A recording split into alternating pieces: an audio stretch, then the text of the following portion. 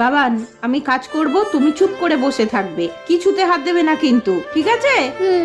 চলো।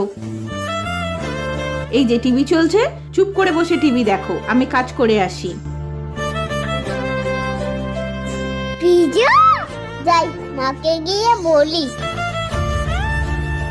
মা, টিভিতে ওই দাদাটা পিজা খাচ্ছে, আমিও একটু খাবো।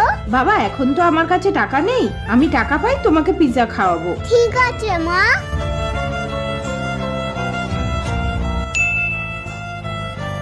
রাজু মা, হ্যাঁ বলো। না ওই মাসের টাকাটা নিয়ে নাও। এইটা দিয়েই আজকে ছেলেটাকে পিৎজা কিনে দেবো। বাবান, এই দেখো আমি তোমার জন্য পিৎজা এনেছি। পিজা দাও দাও দাও। হ্যাঁ বাবা, তোমার জন্যই তো এনেছি, এ নাও খাও। সন্তানের খুশিতেই মায়ের খুশি।